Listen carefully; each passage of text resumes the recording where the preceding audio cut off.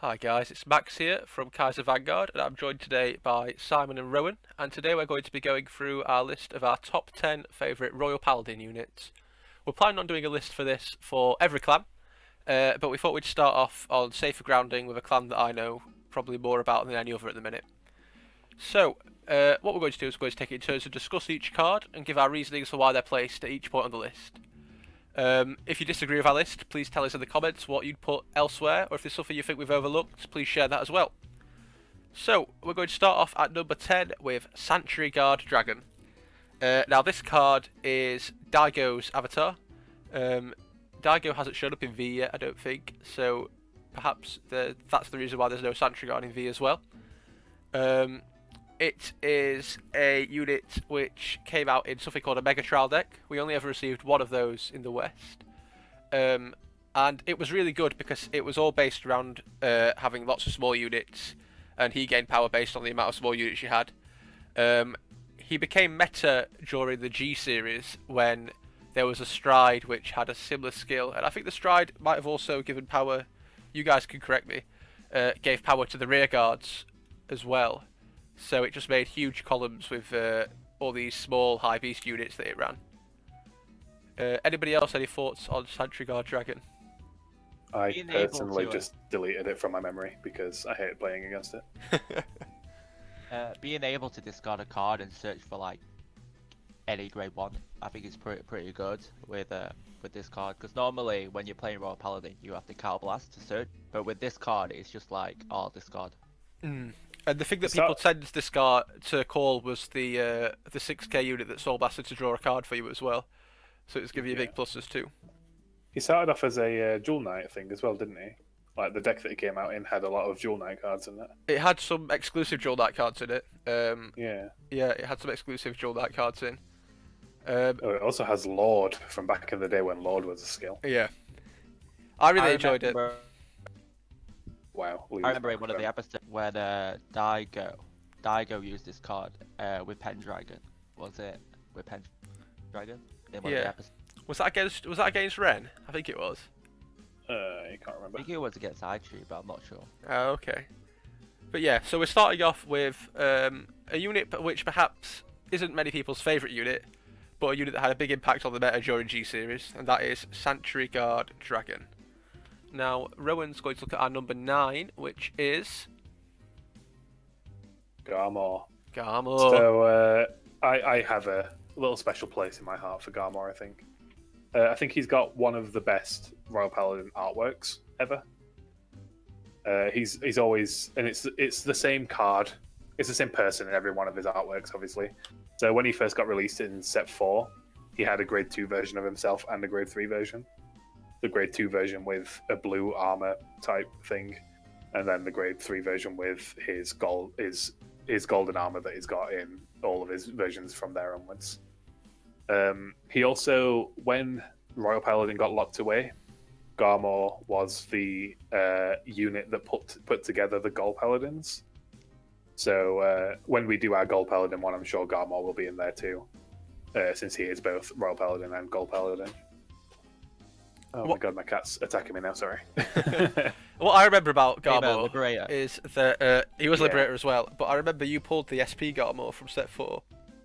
And I still think that's one of the nicest looking SPs that's ever been released. Oh yeah. The set 4 SPs were just gorgeous. All of them. It was so nice. Yeah. Any more thoughts on Garmor? I put this forward and thought it needed to be in the top 10 just because he wasn't important to the English game, because when he came out, Royal Paladin had better stuff anyway.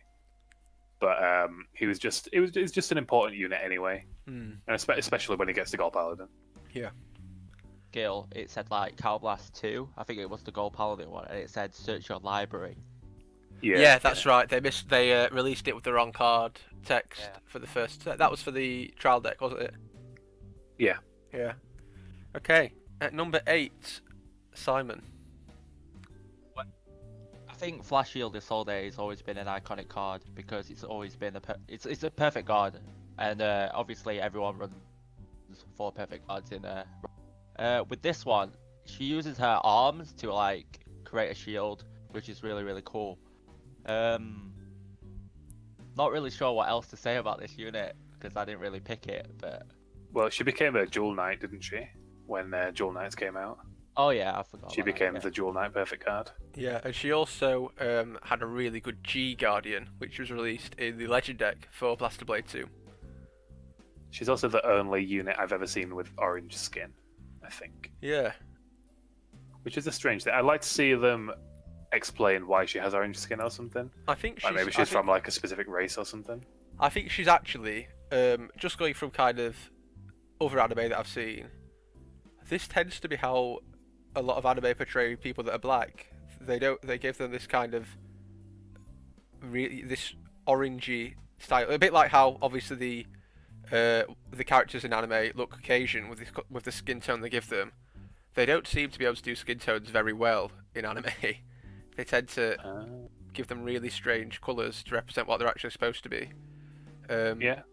Especially when it comes to women.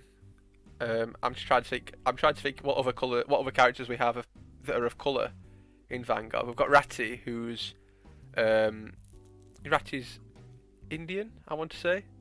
The witch girl. The witch player. Yeah. And she's got darker skin than Isolde. But I don't know. Yeah, I mean, she does have it's not really a skin colour that corresponds to anything over in real life. Yeah, they've also got in Narukami. There's a lot of like desert gunner cards and stuff like that, and they're all a bit more darker skinned. Yeah. But they're not. They look like they should be like from that sort of area in the world. Yeah. Rather than Isolde looks like, oh, we just dipped her in some orange paint. Yeah, she does have a really funny skin tone. Yeah. I think they were trying to say that she's more tanned than the kind of other characters, which are more, I guess, Asian. But I don't know where exactly you'd pinpoint her at. She almost looks Mediterranean, actually, in the skin colour. Yeah, kind of. Yeah. But I remember Isolde was a really interesting card as well, because with the first run of Perfect Guards, they had to reprint the same set 1 with different text. Because when they first printed it, they said your units can't be hit when you play it. So when things like Dragonic Kaiser Vermilion came out, with that text, you could guard all of your units with that assault. So then they had to errata them to say choose one of your units and that unit can't be hit. Yeah. So I remember that being a big thing for the errata as well for Assault. But yeah, Assault's a really nice card, and I think it's also a real kind of strong Royal Paladin unit. Unlike a lot of the other units which went over to Golds, Assault has always remained a Royal Paladin. Yeah, she did. Yeah. So number 7 is Jewel Knight Ashley, and I'm hoping that Simon will also have something to say about Ashley as well. I really liked Ashley, but I wasn't a big fan of the Jewel Knight subclan as a whole. There is some lore about Ashley and Salome and how they relate to the King of Knights, but I can't quite remember what it was. The main thing I remember about Jewel Knights was that they had 2 big strengths. The first strength was that Ashley Reverse was really, really strong. And the second strength was that there was a promo release called Sword Me, which was a Jewel Knight.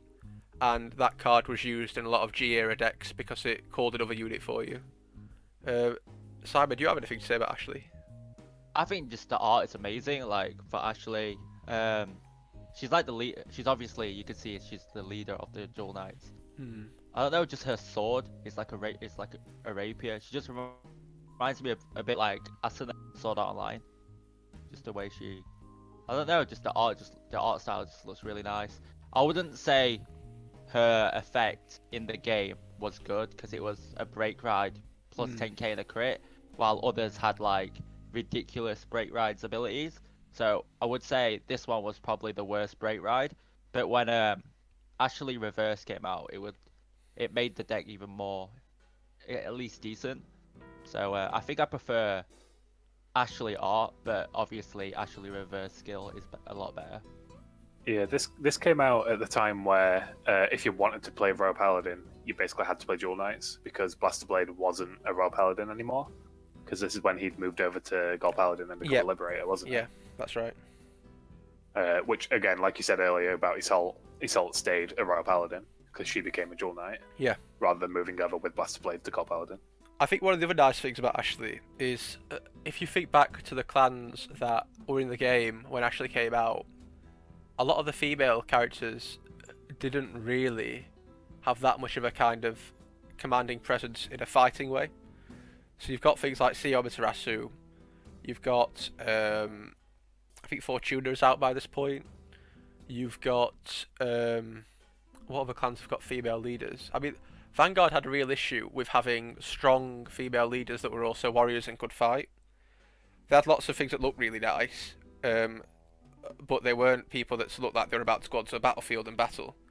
Whereas Ashley tended to break that gender norm, and actually, Ashley at this point was clearly the top dog in Royal Paladin and the person who all the other units were looking to for leadership.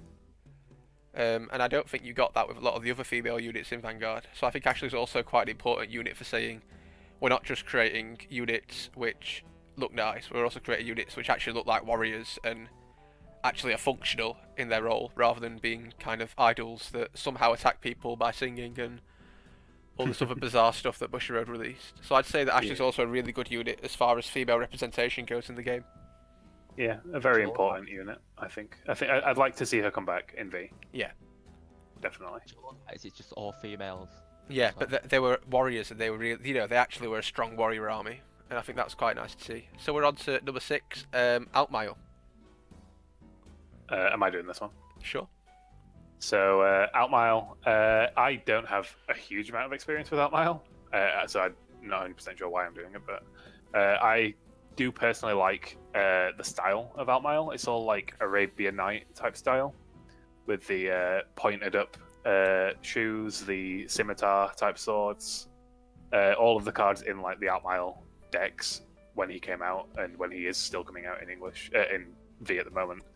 They're all like that sort of style, and obviously he's one of the few times that we've had a main character that's playing Royal Paladin, and the Royal Paladin deck isn't Blaster Blade based.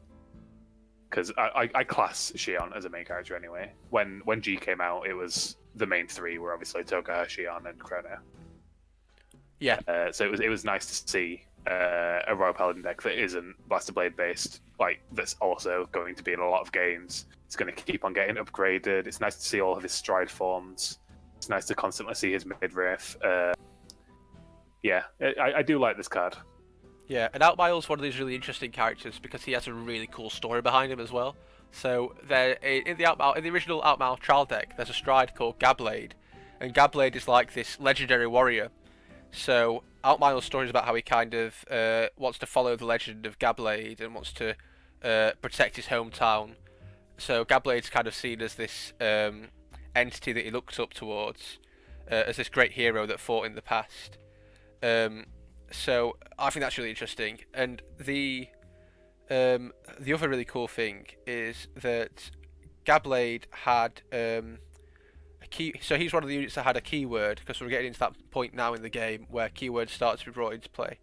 And his keyword was it Unite, or was Unite the Gold Paladin one? Unite's Gold Paladin. Unite's Gold Paladin. It's what, sorry? Yeah, it was Brave. Brave! Oh yeah, of course it was. So Brave was really interesting because it went against what Royal Paladin intended to do. Because Brave was the one where you had to have less than a certain amount of cards in hand, right? Yeah. Yeah, and I remember that being a really cool skill, especially with a... there was a Perfect Guard that worked off Brave, and it added back to your hand. So you had all these interesting cards which would benefit off of... kind of going onto the field so that they could then get your hand size down, and then you could add them back at the end of your turn. And I remember that being a really good card. Gablade also had some really cool strides. I remember for a long time the best stride that Royal Paladin had was the first Gablade stride, which was a persona flip stride that let you call a unit from your deck and then that unit gained power. And I remember that was really good for setting up things like the Blaster Engine, or for calling Sword Me out to the field and getting another unit off Sword Me. So Gablade was a really good toolbox deck, as well as being a unit that looked really cool, and actually it was a card that held its own in the meta too. You're talking about Aerial Divine Knight, Outmile. I'm talking about Outmile. Yep, Outmile. Yeah. Outmile was a really good unit that, yeah, not Gablade. Gablade was also really good, but I'm talking about the Outmile Grade 4 that came out in set G4, I think, something like that. If it's aerial divine knight, yeah, it was set 4. Yeah, and that card was really expensive as well. I remember having to shell out a lot of money to get those. But I really enjoyed Outmile. Anything else to say about Outmile that I think is important? Of course, he was retrained in G. There's 2 Grade 3 Outmiles, and he's about to come out in V as well. Like Royal Paladin has like different like sword styles, different like knights. Mm. So bringing out Outmile was like quite. At first, it was quite surprising. Like, whoa, this is not Blaster Blade. But then over the years that I've seen like Outmile with different forms, like Aerial Divine Knight, Outmile, this Outmile. There's like so many different. It made me think, oh, okay, this seems okay, and it seems. And then they brought out Brave, which is a really cool mechanic for Royal Paladin. Yeah, and Outmile had lots of really cool units that followed him as well. I really liked Suleiman. Suleiman was the guy that when he attacks, you could search your deck for a Grade 2 and call it to the field. So Outmile was getting a lot of his benefits off of having multiple attacks as well at that early stage. So he was a really heavy force that you had to deal with, and he could really do a lot of damage to your opponent if they weren't ready to guard 6 or 7 attacks in one turn. Knight Twin Swords as well. Knight Twin Swords, yep. Yeah. So I mean, he was really good. He really reminds me of the anime Maggie, if you guys have seen that. Yep. Where I don't know if you've seen the spin-off Adventures of Sinbad. He really reminds me of Sinbad from that. And obviously Sinbad is obviously like a mythical character from Arabian times. Yeah. I'm assuming he's mythical anyway. I'm pretty sure he wasn't real. Yeah. It's sort of like a Robin Hood type thing. I'm not sure if it's real or not. Yeah. The other really cool thing I think about Outmile was there was a card called Fides. I don't know if you guys remember Fides. I sadly do remember Fides. He came out towards the end of G, set 14. And he's the guy that says that if you were in Brave, when he attacks, you could search your deck for 3 cards and call them a separate rearguard. So he just made Outmile's Onslaught even better. I think Outmile was a really well supported clan, sub-clan, and also a really cool card that a lot of people overlooked. I don't think he got as much play as perhaps he deserved because there were so many other Royal Paladin decks you could choose from at that point. But yeah, that's Outmile. So number 5 is Wingo. So I'm assuming Lee's supposed to talk about this, but I just want to say that I'm the one who put this forward. I thought Wingo was very important to put into this top 10. Wingo is basically like Blaster Blade's best friend. Like he always became like Blaster Blade's booster. So back in the day, he used to be like a 10k booster for Blaster Blade. So he was like always been like Blaster Blade's companion. He became a Wingo Brave, which had Blaster Blade's sword in his mouth. Yeah, like a tiny version. Yeah. So basically, he just associated himself with Blaster Blade, really. Yeah, and I mean, he's probably one of the best Blaster Blade support cards. He also had a unit in the Legend deck, which let you search Blaster Blades if he boosted attack that hit, I think, or something like that. Is that right? Sounds about right. I think that's probably what he did, something like that. When it hits or when it attacks, boost assault, search top 7 for a Blaster Blade. Yeah, I mean, so he was really good. He's always been a really good support card. I think one of the other really nice things about Wingo is that Wingo was... Wingo had a lot of really good lore as well, surrounding kind of his relationship with Blaster Blade. He got a Legion. He got a Legion. Yeah, he got the Seeker's Legion, which was also really good. It was nice to see him like grown up. Yeah, a huge one. It was really cool. Yeah, I mean, he's just and he's also a really nice looking card. I think he's a really unique card, and we've chose this artwork because I think this artwork really relates back to what Vanguard was when Vanguard was first conceived, with these kind of wacky character designs, which I think we've sort of lost a little bit now. Everything seems quite serious at the minute, or fan servicey, but we used to have these real kind of fantasy style units that you could kind of envision in this mystical world. And I think a lot of that sort of disappeared as Vanguard's got more and more crazy over time. Yeah, he basically looks like a Pokemon or Digimon. Yeah. What I liked about Wingo is every time Aichi rode him, his hair would turn blue, so it would like represent the character Aichi. Yeah, that's true. Yeah, they were good at doing that at the original part of the game. They sort of seem to have fell off with that. Like I used to like seeing Amaterasu with Misaki's like hair and like face style. Yeah, Obviously, you've got Blaster Blade with Aichi's hair sticking out of it. You had Blaster Dark with Ren's hair sticking out of it. yeah, It was pretty cool doing when they used to do that. They sort of do it in V, I think, but Yeah. not as much. not as much. So I I think it's time remember them to. doing it in G as well, actually, with Outmile. Yep, they did it with, with G. Xi'an. Yep. So let's move on to number 4. And number 4 is Soul Saver Dragon, and I think this is probably one of Simon's favourite units. I just think it looks cool, like a light Cosmo Dragon. You think he it looks just cool? really cool. Sorry. There's something about Soul I thi- Saver Dragon which makes me think your terminology might not be accurate. I just like the card. I just like the card design of like a light dragon in a night deck. I think It's really cool. one of the things about Soul Saver Dragon is it tends to come out quite early whenever they do a Royal Paladin deck, whether it's something which comes out in set 2 or 3 in the original series. I can't remember which one. I think it's it says up here set 2. Or it comes out as a unit in the Legend deck, which people use but eventually gets phased out. Or if it comes out as a unit in V, where it came out really early on as well. It's obviously a card which a lot of people like. And it always has a similar effect. Its effect is always to give other units power. Soul Saver Dragon's Grade 3 version, which came out in set 2, got a really big boost from Barkgull and the Blaster Blade engine, which by putting those 3 cards into your soul straight away, allowed you to go straight into Soul Saver Dragon in your Grade 3 turns. So it was a really, really strong unit to have against your opponent and absolutely devastating for most of those. It was also really good because the main difficulty you would play against in the earlier games is Kagero decks, which tended to have an 11k base. But because Soul Saver gained 3k on his own, he was able to hit a lot of those Kagero units unboosted. So he was a really, really good unit for getting over 11k Vanguards too. One of the other things about Soul Saver Dragon, which I think is important, is also thinking about kind of the legacy of Soul Saver and its lore. And it's one of these Guardian Cosmo Dragons of the United Sanctuary, which is why we see Soul Saver along with Thing Saver on the artwork for the Arc Saver Dragon card, as kind of these holy dragons which guard the United Sanctuary from their enemies. So I just think it's a really cool card with a really nice design.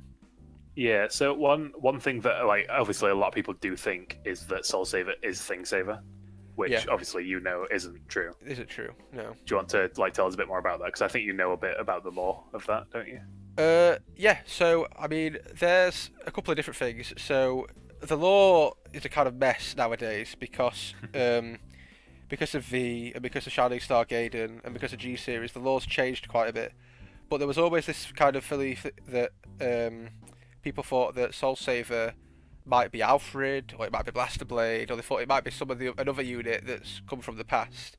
The actual case tends to be that Arc Saver Dragon was then thought to be Alfred, and I think they show that in the V series anime. I think he transforms, or something along those lines. But then there's also the V unit. But I'm not overly sure. But there's also the V unit which has an Alfred thing that unlocks. I'm trying to think what its name is. The one that everybody calls Megabus. Holy Squire Dragon. Holy Squire Dragon. Is it Holy Squire Dragon? I think it was. Holy Sky Dragon. Yeah, so Holy Squire Dragon was the other thing people thought turned into Alfred. So there's a lot of confusion about who Soul Saver Dragon is. But I think actually she's just this kind of reincarnated great warrior that's turned into a dragon. I'm just trying to think if I can recall anything else about Soul Saver. It'd be nice for them to do like a bit more lore stuff with Vanguard. I know they stopped doing it like just before V came out as well. Yeah. Which So it is a shame because the On lore was the very on the lore for Soul Saver, this is on it. I've just googled it. It says Soul Saver Dragon is a guardian dragon of light that watches over all living things in the United Sanctuary. It is classified as a very ancient being and has powers that is almost equal to a god. Normally, it will remain in a realm created by the Sage of Time, that's being Xenon, and only its consciousness blends into the atmosphere of the sanctuary. Therefore, it rarely presents itself in front of people.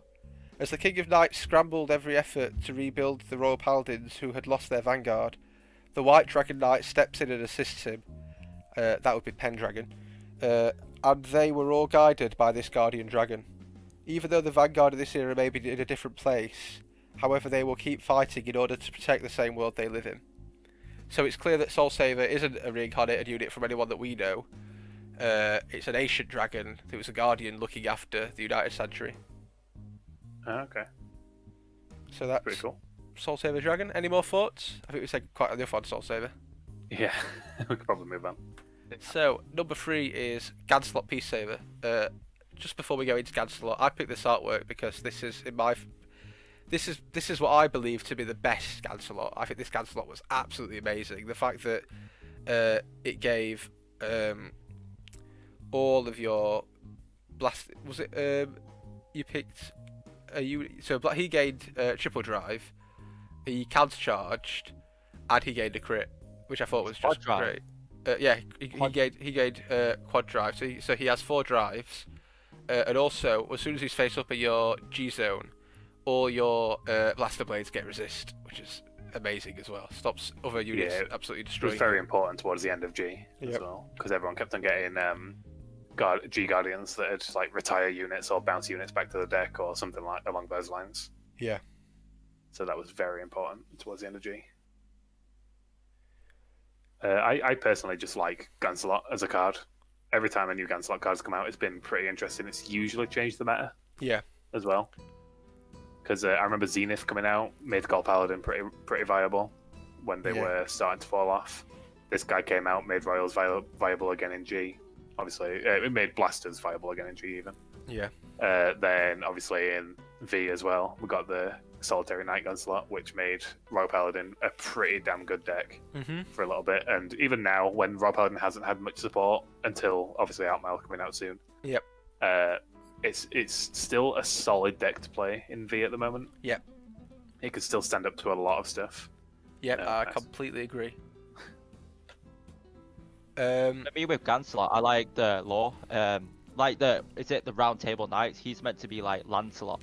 Yeah. Yeah. From the Round Table Knights. That's pretty cool. And also with Ganslot, he always supports Blaster, so he's always got maybe a friendship with Blaster Blade, like the original Solitary Knight Ganslot. Shuffle back into deck, get Blaster Blade from your deck to your hand, and then the V version also needed Blaster Blade to be on the field. Yeah. Yeah. Good. Hopefully, Lee will have a better microphone next episode, or just will have fixed that it. bad? It's pretty bad. We'll move on to number 2. Don't worry. So number 2, we picked probably, definitely the most second iconic card in the whole of Royal Paladin. That's King of Knights Alfred. Alfred has got his story all the way through the entirety of Vanguard. He's one of the units which actually he's just as popular as Blaster Blade in a lot of ways. He's got 2 different legions. He's got the legion from the movie where he legions with Blaster Blade, and he's got also a legion where he legions with his father Ezel, different Ezel to the Gold Paladin Ezel. He is the only unit that can't be boosted? I can't think of any other units that aren't Dark Dictator, which is basically just Shadow Alfred. Dark Dictator, which is the Shadow Alfred. So I mean, he's iconic, and his whole, I think he's the unit which to me sums up what Royal Paladins are all about. They're about superior calling and then gaining benefits for having huge armies on the board. Yeah, he's definitely really, really iconic. This artwork is from the Stride, right? This is from the Stride, yeah. This is from the Stride that from came out in the Legend deck. Yep. Which again changed the game a lot. Yeah. So when this Legend deck came out, pretty much you go down to your locals, and about 50% of the people who were playing would be playing this stupid deck, which was quite hard to play against, if I remember correctly. Yeah, it was a really, really strong deck because the Exceed was also an amazing card for giving you superior call every time you strode as well. Yeah, which was obviously Blast Blades grade 3, which we'll go into. Yeah. Once we get to the we probably don't need to stick on. We probably don't need to stick on definitely... Alfred too long because actually a lot of the things with Alfred also come to Blaster Blade. But what I would say about Alfred is that he has always been a really key card for Royal Paladin, I think. And he was when he went over to being a Liberator as well. So I mean, I just think Alfred was a really, really strong card, and he's one of the few units that has 2 cards in his artwork because he also has the Limeade Stallion, his horse, which he rides around on, I think it got 2 cards of its own. It definitely got Overgolds and Royals, so it definitely had at least 2 cards. I think it got a card in V as well. Yeah, so it's had its cards, and there's not many horses that can say that. Ganslot's horses definitely don't get them. It'd be nice to see a decent card of the horse. Yeah. Because every time it's come out, it's been fairly just, it's a 10k booster for Alfred. Yeah. It'd be nice to see, like, obviously this horse that he's riding on right now is gained wings, and it's now basically a Pegasus. Yep. So it'd be nice to see it, like, actually do more. Yeah. Like, even if it has fighting on its own or what. It'd be pretty cool to see more. Let's move on to our number 1, since we've pretty much alluded to it already. And our number 1 is, of What could course, it be? Blaster Blade, in my opinion, most iconic card in the entire game of Vanguard. The unit which has its sword on the Vanguard artwork. You know, it's every single card in this game has got Blaster Blade on it somewhere. If you look down to the power of every card, you can see Blaster Blade next to the power. This guy is, in my opinion, by far the most iconic card in the game. He has been seen as a grade 2 unit. He's been seen as a grade 3 that had a stride break skill. He's been a legion unit. He's been a gold paladin. He's been made as Blaster Kerero. He's been he's clearly the most, in my view, the most iconic unit in the game. And I think, even every time we think about any generation of Vanguard, he's been there. He was there in the first trial deck. He was there as Blaster Blade Spirit in the Gold Paladin arc. He was there as a Liberator. He was there as a Legion Mate. He was there as a Stride Break. I mean, and you've also got MLB. We've not even touched on MLB, the kind of way that MLB works and how that's Blaster Blade. We've got Messianic Lord Blaster in V-Series, where he's got an entire deck that just revolves around getting Blaster units on the board. Exfiltrate the Blaster. Exfiltrate the Blaster. He's got grade 4s. He is Blaster Blade Burst. Blaster Blade Burst. He is the unit which clearly covers every single mark. He is the key Royal Paladin unit, and he is the key Cardfight Vanguard mascot as well. Is Majesty Lord Blaster and Messianic Lord Blaster, are they Blaster Blade? They are Blaster Blade, yeah. Okay, so Blaster Blade's real name is Armes. Armes, yeah. So what I mean is are they Armes, not the sword? Yeah, because so obviously they are. When the whole lore behind Blaster Blade and Blaster Dark are that they gain the sword's name. Yeah, they are Armes. That's why If you watch the V series towards the end, there's a scene where they're in Alfred's palace, and Blaster Blade's shown kind of receiving the power that makes him Messianic Lord Blaster for that point. All the blasters give power to Blaster Blade to become Messianic, Yeah. and then Blaster Dark gives his power to Blaster Blade to make Majesty Lord. Yeah, so Yeah, that makes sense. I'll just repeat that in case your microphone cut out. That only the last bit that you said that Blaster Dark gave his power to Blaster Blade to become MLB. I mean, he is Cardfight Vanguard. If any unit sums up what Cardfight Vanguard is, this is going to be the unit. If you talk to people that maybe play Yu-Gi-Oh or Pokemon, they're not going to know many units apart from perhaps Dragonic Overlord and Blaster Blade. Yeah, and obviously, like, Yu-Gi-Oh! And Pokemon have got their Dark Magician and Pikachu. Yeah. This is the equivalent. This is the main unit. I don't think there's much more to say about Blaster Blade because he just speaks for himself in a lot of ways. Yeah. So we hope. You see him in the artwork in Alfred early. Yep, you do see him in the artwork of Alfred early. So I think that's probably where we're going to leave it for now. If you enjoyed this top 10 list, please tell us and we'll do some more. Tell us if we've missed any units that you particularly care about in the anime or in the card game, and we will see you in the next video. See you later, guys. Bye.